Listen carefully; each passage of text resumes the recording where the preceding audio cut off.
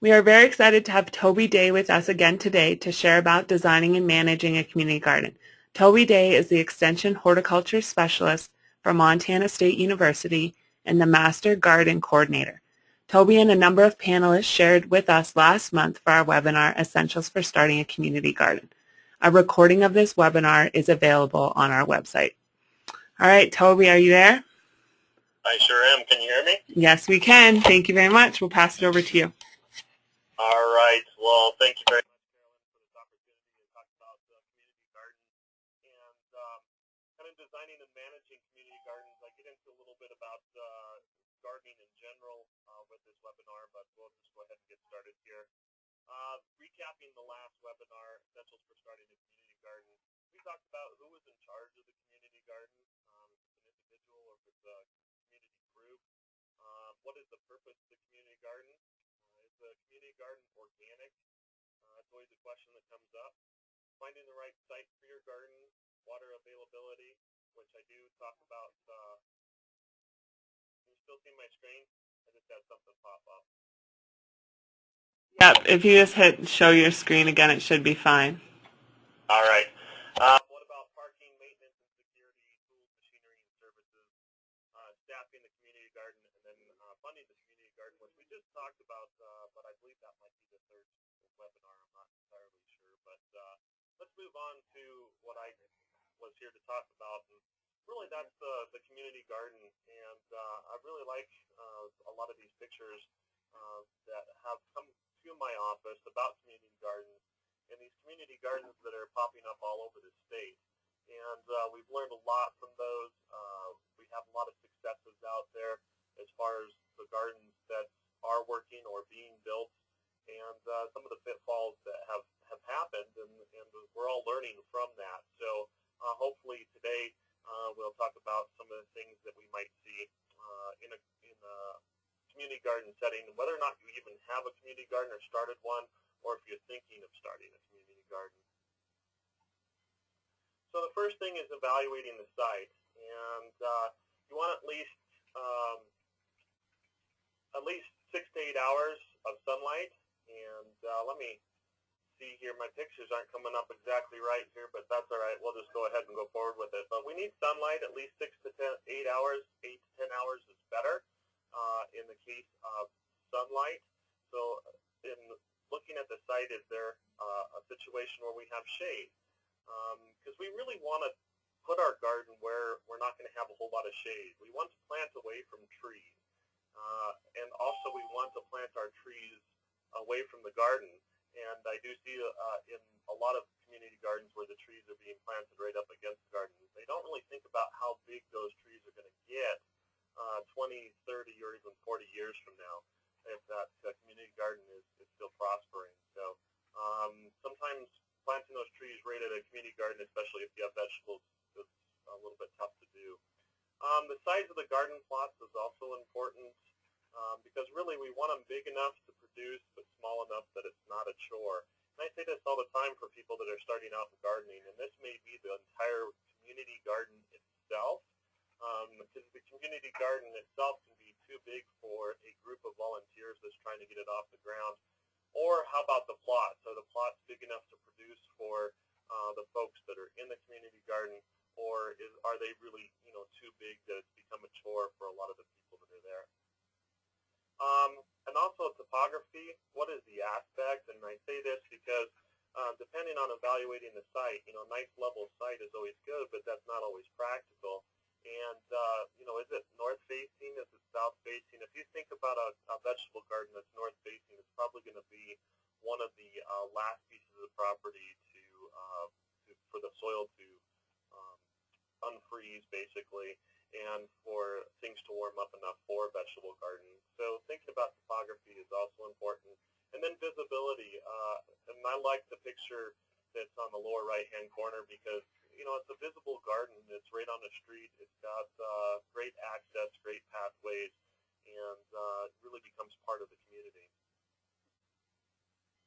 In evaluating the site, and I talk quite a bit about soil in evaluating the site, first of all, we have to look at the different texture of soil. the parts of sand, silt, and clay, to understand the soil that is at the community garden, and then also the organic matter. And if you look at a ideal soil, and we talk about this a lot in Master Gardener, that an ideal soil is about 50%, well, it's 50% air and water, which is broken down into 25% air and 25% water. And then we have 45% mineral, and then 5% organic matter. And one of those things that we see in gardening all the time is that there's a mindset, organic matter is a good thing, but too much organic matter can actually cause problems, especially if it's manure-based. So really, if we're looking at a 5% organic matter, that's going to be pretty good. The other part we want to look at is the depth of the topsoil, because not all of our Montana soils are that great for growing vegetable gardens or even flowers. If your topsoil is only about 2 inches deep before we started getting into a B layer, or let's say gravel, we might want to look at building raised beds. And this is a project, I believe, up in Whitefish that's being started, and building raised beds for community gardens. And that would be a good idea. Also looking at pH. I talk about this a lot too in Master Gardener, because pH is fairly important in understanding your pH. Again, if you have a neutral pH, that's distilled water. We always have to remember that the water coming out of the well or out of the hose bib that you might have is not pure water, so therefore it has a pH itself. But if you look at pH, we're looking at acidic soils, that's if the pH is acidic, we're looking at like lemon juice and wine. If it's basic or alkaline, we're looking at like soaps, ammonias, and lyes. And if we have the pH of a soil, we have basically in the area here, which most of our soils in Montana are between, or that we grow in, are between about 4 to 9, let's say. And one of the issues that we have in Montana is that our soils are predominantly in the higher pH range. And that has some issues when it comes to any kind of gardening and understanding our soils. So in putting in a community garden, finding out the pH of the soil would be beneficial.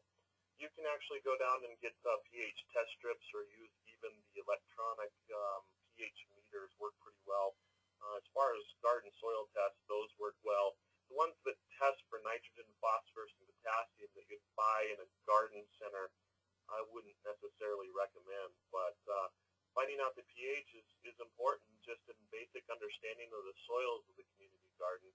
The reason why I say that is that if you look here, this is the effect of change in pH to plants, and each one of these are nutrients that plants use on a regular basis.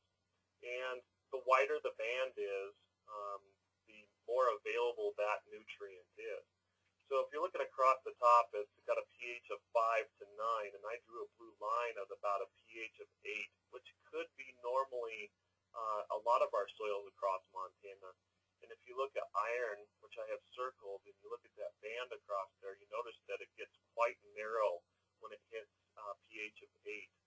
So does manganese, boron, copper, and phosphorus, possibly nitrogen. So right off the bat, just understanding the pH of the soil, we know the things that we have to add to our soils to make that community garden successful. But we'll get into soil tests, which I also recommend here in a bit. So hopefully that makes sense to everybody, but look at those bands. The narrower it gets, the less available it is because it's tied up because of the pH.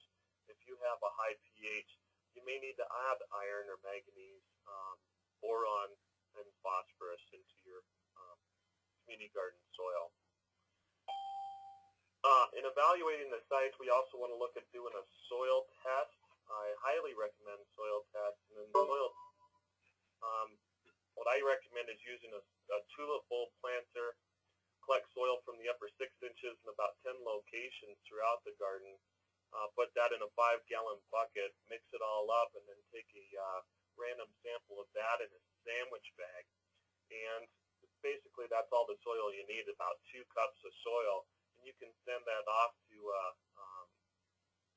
a laboratory. Now we have a Mont Guide, Home Garden Soil Testing Fertilizer Guidelines, on msuextension.org that has the addresses in which you can send in a soil test. Now, basic soil tests cost $20, and I know from experience that usually two cups of soil cost about $5.60 to send. So for $25.60, you get a pretty good idea of what your soil looks like and recommendations for that soil. So I highly recommend getting a soil test.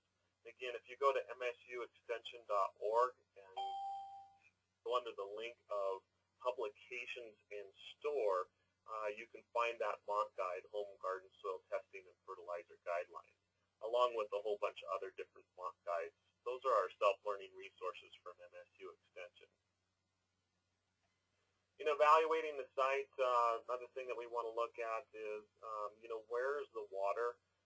If it's coming from a frost-free or a hose bib, is it close? We talked about that in the first webinar, but in evaluating the site, you might want to think about your water source, and as far as designing, to make sure that it's fairly close and usable.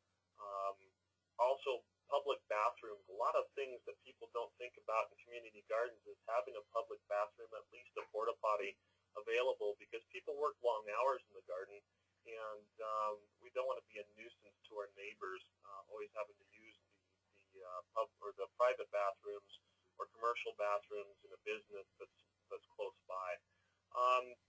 Another thing that would be really beneficial would be having electrical power to a community garden, and the reason is more or less for building that community garden. There are, especially if you're building raised beds or just starting out, having power. Now, it doesn't have to be an electrical connection, but it may be a generator or a temporary pole put in just to get that garden up and going, so that you're not having to hand cut everything. That's just one thing that I have seen that makes things a little bit problematic. Also, in evaluating the site is the proximity to population. Can gardeners walk to the site? If it's out of town, a lot of times I find that the community gardens that are not within walking distance, or at least a quick drive, they're less accessible. And also making sure that there's a good availability for parking. And parking is always an issue, but having a safety concern of just pulling off on the side of the road where the community garden is, rather than having a reserved parking area for folks, that can be a safety concern, especially on some of our Montana highways where we might have a community garden. Accessibility is also important, having handicapped accessible garden plots, again with parking, and then again, I talk again about those public bathrooms. So making sure that things are handicap accessible if possible. And then one of the other things we want to look at, sorry about my pictures here, they are not coming up the way I had hoped, but anyways, looking at fences, sheds, soil, hardscapes, all of those things that might be pre-existing on the garden site, using those to the best of ability, being somewhat sustainable in those community gardens and using what's available to you on site always works out pretty well. So in designing your garden with the community in mind, one of the things that I always talk about is using planning committees. Having a group of people that is in a committee to make decisions about the community garden rather than just one individual is always best. And there's a lot of decision making that has to be done in the community garden with keeping that community in mind. Again, accessibility, pathways, irrigation, parking. How about having the tools available if there's a volunteer, if you're trying to get volunteers to help in the garden, and we'll talk a little bit about that. But again, keeping the community in mind. One of the things that I see on this is that sometimes people get together thinking that they want to put a community garden together for what interests them, and that's fine. However, in starting a community garden that isn't in the interest of the community is usually less successful. And it usually goes away after a while, and until somebody else picks that up. So you might be interested in just growing flowers, but if the community is not behind that, then again, it might not be as successful. Gardening in Montana, I'm going to switch gears here just a little bit from the community garden and talk a little bit more about gardening in Montana and to be successful in the community garden. The first thing about gardening in Montana, and I always have a little quote that I tell people that, if you garden in Montana, you're either brilliant or insane. And it takes a bit to grow in Montana and to be successful. And I say that in jest, but we really do have a very short growing season. We have to look at our frost-free days, how many days we have in between our frosts, to understand what our growing season is. And you can actually find those frost-free days by going to the Garden Guide website. That's gardenguide.montana.edu. You'll find a link to the Montana Climate Summary. So depending on where you're at in Montana, wherever you're at in Montana, you can find your county and find the last frost in the spring, the first frost in the fall. You count the number of days, and you will find what your growing season is on average. But again, as we know in Montana, I'm looking out my window right now, and it's, we probably got a foot of snow. So, it can change in a moment, as we all know. So let's look at recommended planting dates according to this Montana Climate Summary. And again, if you go to the gardenguide.montana.edu, you'll find the average last killing frost in the spring, the average first killing frost in the fall, and again, the average growing season is the number of days between the last and the first frost. So by doing that, I'm just going to look at Montana State University campus, and this is the recommended planting date, that on the campus, the average last killing frost in the spring for MSU is May 24th. The average first killing frost in the fall for MSU is September 16th. And it shows that the average growing season for Montana State University is, I believe, 115 days. So, however, when we're looking at our growing season, this is only an estimate, as not all days are conducive to growing. In other words, give or take 2 weeks on those dates, and then we also have some days where it just simply doesn't warm up, so especially in the spring and the fall. So I wouldn't be running out and buying things or recommending things in the community garden here that will have a days to maturity of 115 days. I would do much less than that. Season gardeners, for example, in Bozeman, will tell you it's best to plant frost-intolerant plants, such as tomatoes and peppers after June 1st rather than May 24th, because we do have colder weather. We may have some frost later in the season. So keep that in mind for your area, that this is just an average, that it can change depending on the climate that we're in. One of the things to look at when recommending varieties, now we don't have to really think about in community gardens so much about the USDA hardiness zones, because we're planting most of the time vegetables or annuals in those plots. So what we really have to look at is those days to maturity, because that's the most important part. How many days is it going to be from seeding or transplant till they're mature? So days to maturity is the length of time to harvest from the day that seeds or transplants have been placed in the garden. One of the things that I see as far as garden seed is a lot of times it'll say days to maturity, but it won't specify if it's from seed or from transplant. A great example is all the cole crops, the cabbages, the broccoli, all of the different cole crops usually are from transplant rather than from seed. So usually have to add another 3-4 weeks on top of that, those number of days to maturity. So it is kind of on an average. If you look at the Garden Guide website, you can usually find information on that. But it is an average, and actual time will vary with growing conditions.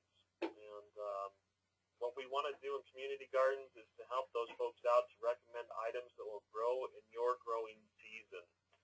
And there's a couple of Mont guides, again, at MSU Extension Publications. If you go to the publication store, there's 2 Mont guides that help some vegetables. One is, Can I Grow That Here? It's the vegetable seed and transplant schedules. for garden or container.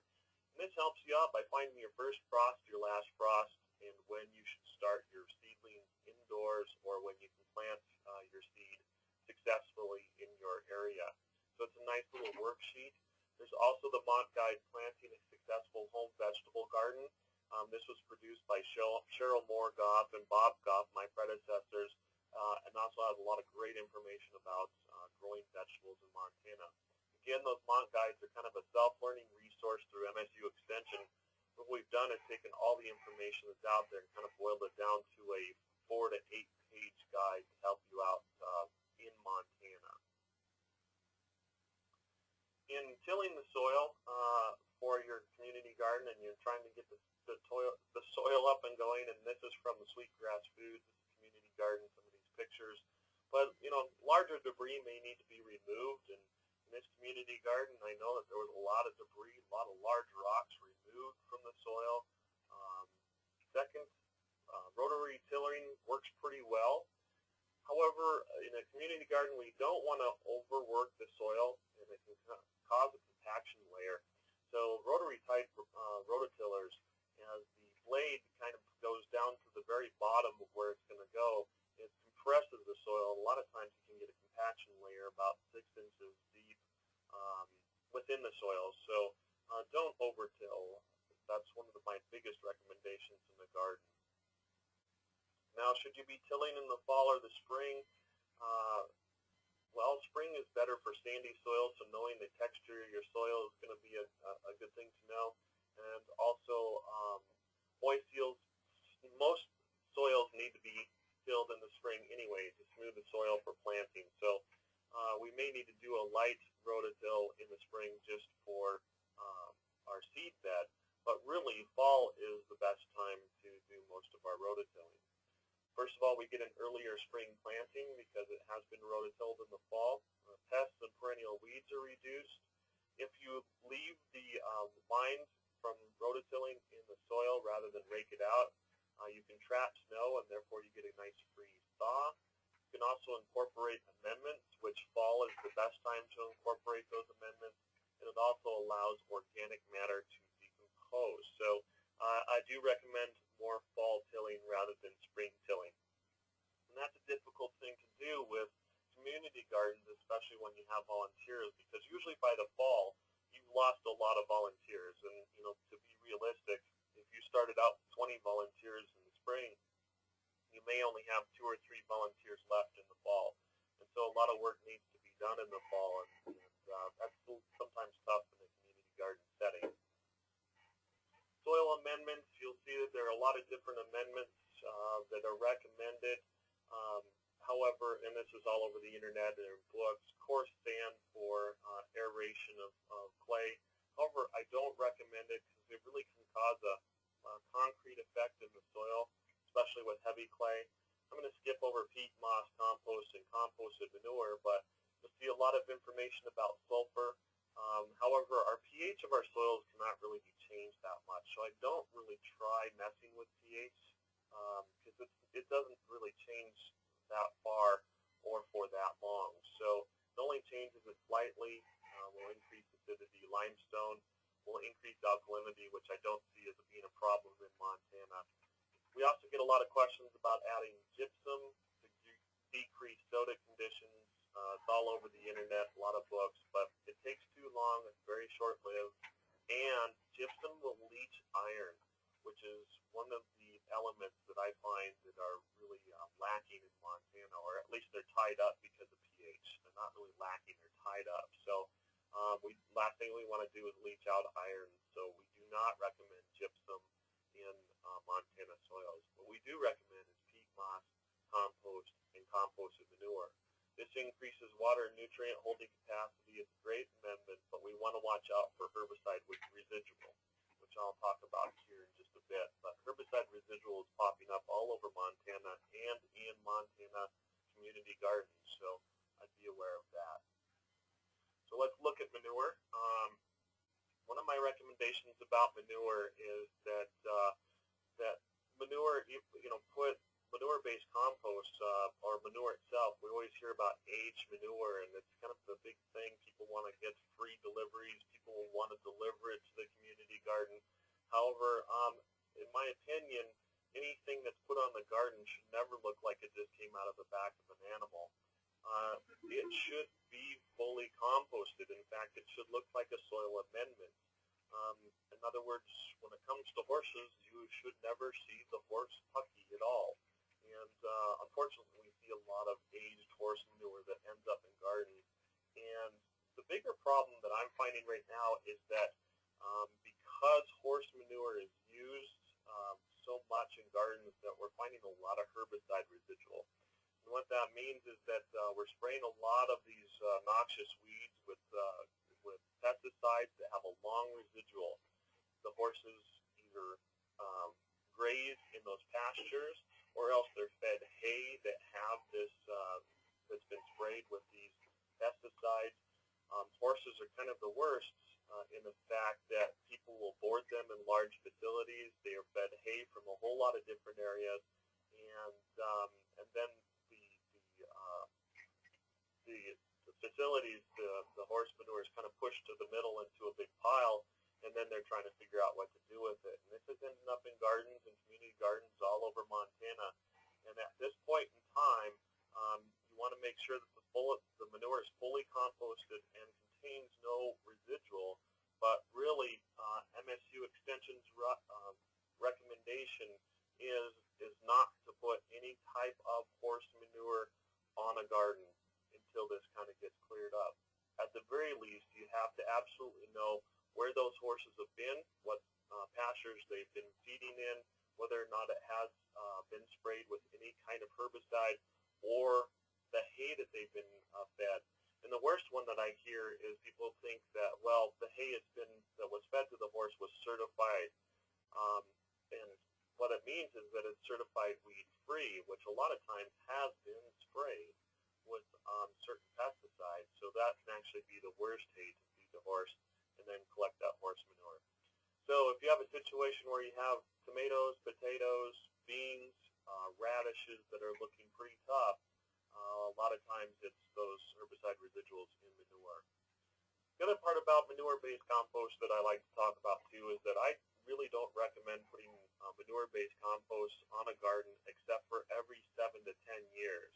We can have way too much manure-based compost put on a garden, and then we start getting toxicities. And with those manure-based compost, increased salts. So you want to use a lot of plant-based compost if you're using that. So in a community garden, a lot of times people want to just give you free manure, and especially if it's horse manure, I'd probably turn it down at this point in time. How about wood ash? This is another amendment that some folks like to recommend to put on gardens. It's not recommended for gardens. It raises the pH in most of Montana soils. The pH is already pretty high. It's also high in salt. So if you want to put wood ash in, my recommendation is no more than a 5-gallon bucket per 1,000 square feet, and that's for the lifetime of the garden. So you want to have some type of policy about manure-based compost and wood ash, that they are not to be put on the garden unless there's a certain time or through certain guidelines for that. So just my recommendation. Crop rotation is another thing that I know that Carolyn wanted me to talk about, and crop rotation is a little bit hard to do with community gardens, especially those folks that have the same plot year after year after year. So we want to encourage, especially in guidelines for community gardens, to do crop rotation. Because many disease organisms are soil-borne, and also insects will overwinter in soil. It also depletes the soil of soil nutrients depending on what you're growing. So if you're growing potatoes year after year after year, you're probably going to deplete the certain nutrients that those potatoes use. So rotating from a root or bulb crop to a fruit and seed crop, and then to a leaf and stem type crop. And this is where education comes in on those community gardens, is doing a little bit of education on crop rotation and why it's important, or at least explaining why if they're going to use root crops year after year after year, why they might be getting smaller or less chlorotic or have certain issues. So again, within that community garden, there needs to be an education component on some of these things. Crop rotation would definitely be one of those. Season extension is another one of those conversations we have on a regular basis, and probably should have some education on this. Really, when it comes down to more permanent cold frames and hotbeds, you don't see these a lot in community gardens, but more and more we're getting a lot of these cold frames and hotbeds that can be moved pretty easily. They're developing a lot of these, and you'll see them in a lot of different publications. So cold frames and hotbeds can extend the season. Cold frames are basically miniature greenhouses. Hotbeds we're not going to see so much in community gardens because usually there's some kind of heat source, which that becomes a real sticky issue. But cloches and row covers, walls of water, I highly encourage. They're one product that I think does work really well, but it can be simple as just cutting milk cartons and putting over top of sensitive plants early in the season can extend the season. So having a conversation about season extension, especially if you're in a raised bed situation where you can get in the ground a little bit earlier, people can have better success in their gardens. So I do recommend season extension. And looking at row covers, not everybody needs a high tunnel, although if you have a community garden with a high tunnel, then you're steps ahead of everybody else. But with floating row covers, now floating row covers allow light and moisture through the material, but keep out insect issues. It actually warms up underneath the row covers, so you get a season extension. You also get early maturity, you get insect and wind protection, and also in the later part of the season, you get a good frost protection. So I highly recommend row covers, and again, we might have these either available or educate your folks in your community gardens about how these work, because especially later in the season, if you're in one of those areas that have grasshoppers, about the only defense you're going to have in your garden is a row cover, especially when we're talking about whether we're going to be inorganic or organic in our garden, or conventional organic. If you're going to be an organic community garden, row covers is about the only way to exclude grasshoppers. So something that I would definitely recommend to be successful. In community garden maintenance, again, I can't stress enough having guidelines available so that people know about the different times, things that need to be done as far as maintenance on the garden. A lot of this comes down to volunteer work, having timetables and calendars so that people know exactly when work sessions are going to be happening, and what's going to be occurring, so that they can bring the right tools, the right protective gear, all of those types of things. And then one of the things that I would develop in a community garden are those checklists, making sure that all of those things that need to be done get done, and that they're checked off, or else things will be kind of put by the wayside and may be problematic in the following year. When you have volunteers at a community garden that are showing up, you always want to have the tools available to do the work. There's nothing worse than having the volunteer show up without any tools, to actually get the job done.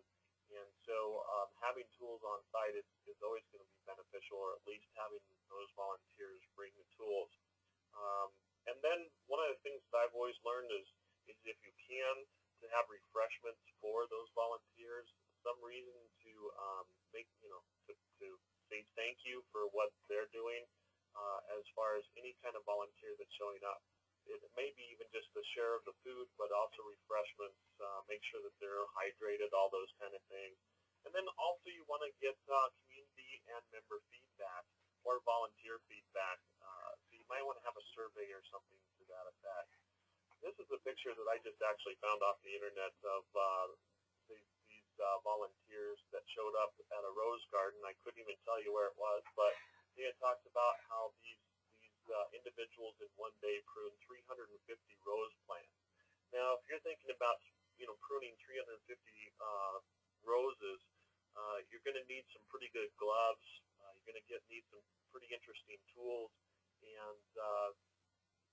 again, when it comes down to kind of those tools, having those things available and making sure that the safety equipment might be available for those folks so that they can get a lot of work done in a timely manner, that is very important.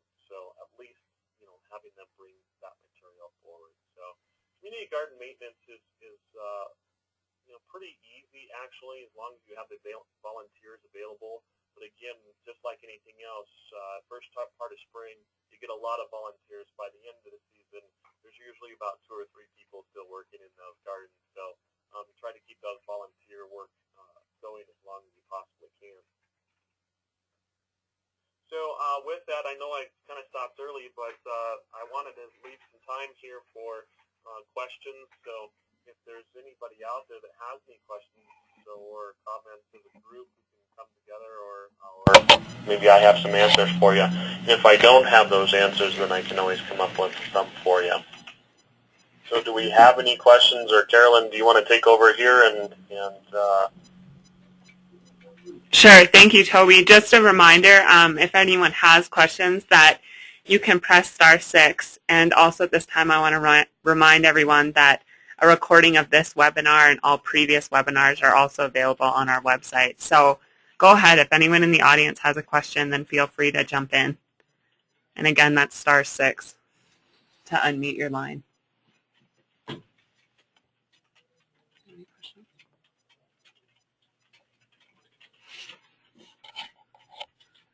I guess not. Toby, was there anything else you wanted to add? Well, no. I think I touched on just a lot of these things. I still, if you got the first through the first webinar, that the Arrow publication of, I have it here right on my desk, Building Community Gardens through the Alternative Energy Resource Organization, has just an absolutely great manual. It's about 62 pages long. You can either purchase it or you can find it online at www.aeromt.org. And this is kind of the Bible that I use for community gardens, and anybody that's out there that's trying to develop or is part of a committee in a community garden. It's it's a great resource to have. Could you repeat that? Toby, could you repeat that again? Yeah, it's the Alternative Energy Resources Organization, so Arrow, A-E-R-O. It's the Building Community Gardens in Montana, and their web address is www.aeromt.org. I have one question. Go ahead. This is Terry Hirsch and Dylan. Any kind of preference as far as organic manure, i.e. sheep, horse, cattle? Yeah, in a lot of the different manures that are out there, the biggest issue about manures is that they're really actually quite low in nitrogen. The amount of nitrogen in most manures are low. What you get from a benefit of manures is the increased phosphorus and potassium. Most of our Montana soils are pretty good when it comes to potassium. It's usually we get phosphorus. Now, across the board, they're all going to be pretty good. But if you're looking at organic, steer manure is probably on the low end. So is horse manure. I'd actually be looking. I know that we have a local source organic here in the Gallatin Valley that's alpaca, that has been proven pretty good. Chicken manure also, but again, you want to watch how much you put on is going to be the bigger issue. The hardest part about manures is that it's very difficult to quantify how much nitrogen, phosphorus, and potassium is in any manure-based compost because, well, nobody really knows, to tell you the truth. And so I would try to get a soil test done, and if you need phosphorus and potassium, then I would look at putting a manure-based compost on. If it's just nitrogen that you're looking for, I would look at a plant-based compost. But I would check on organic sources, through Arrow, through your county extension agent. They might know of some sources in your local area. So you said you were out of Dillon. I'd give J.P. Tanner a call, and he might know some organic sources. Sounds good. Thank you very answer your question, I mean, when it comes to manures, it's kind of tough. They're all over the board, but it's trying to find that organic source is kind of the hardest part. Thank you very much. You bet. Thank you. All right, were there any other questions? Yeah, my name is Natalie, and I was hearing about straw bale gardening. What is your opinion on that? Straw bale gardening, where you're growing, you're basically composting the straw bale and growing inside the straw bale. Is that what I'm understanding? Yeah. You know, honestly, I had just, you know, I hear of these things all the time. I've never actually tried it, and this year I'm going to give it a try. The concept to me sounds solid. Basically, you're building a large pot out of straw bales. You need to get a nitrogen source and a water to those straw bales. So basically just sprinkling with any kind of nitrogen-based fertilizer, whether it's inorganic or organic. Watering those straw bales will get that composting started. Now, you might have to add a little bit of soil or even a little manure-based compost to get the microbes in there, but that'll warm up that straw bale. Basically, you're making a pod out of it by warming up that compost by that straw bale by the composting. It does warm up, gets to a higher temperature. Basically, you fill the hole in between with soil. And as you might know, most of our cucurbits, which would be our cucumber, squash, pumpkins, they all like really warm soil. So to me, it sounds like it's pretty sound. Now, as far as the research that's been on it, I haven't seen anything. But again, I'm going to give it a try this year just to see how it does for squash and pumpkins. But I'd encourage it. I think it sounds kind of cool. Yeah, I know a lady in Havre that did it last year. She did I think it was raised beds and straw bales, and she said that she found a little bit more success with the straw bale. So yeah, and I think the straw bales would be fine. Now, there's a couple things that I'd worry about straw bales. Is one, trying to find one that's fairly clean of any kind of seed. So finding a pretty good reputable source, or else you might be growing a pretty nice little wheat field or barley field in your garden if you're not careful. And then the other part of it too is wherever you get your straw bales, ask what kind of pesticide treatment that they might have had on their fields before, because you know, you're talking about grasses again, and there is a possibility, it shouldn't be, but there is a possibility that there may be herbicide residuals. So you know, I would ask the right questions of what's been sprayed. If you have any questions, if they give you any kind of pesticides that have been used in their fields, you can always give your extension agent or myself a call, and we'll let you know if that has a long residual or not. okay. A question on that, Toby. What about 2,4-D? How's the residual on that? Actually, 2,4-D has a pretty short half-life. I don't usually see an issue with 2,4-D. In fact, you know, if you wait a couple weeks after spraying 2,4-D, and if you're putting grass clippings on your garden or using grass clippings, I don't see that being so much of a problem.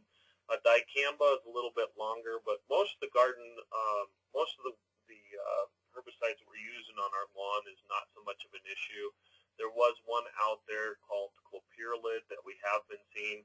And that has a very long residual, but the active ingredients you want to watch out for is picloram, aminopyralid, and clopyralid. Those are the three that are showing up in Montana all over.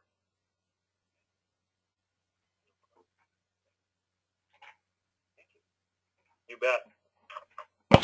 Okay, were there any other questions? All right, if not, we'd just like to say thank you again, Toby, for joining us today and sharing your expertise with us. If there's any other questions people have, feel free to email me or Toby or visit our website. Thank you very much for joining today. Have a good day.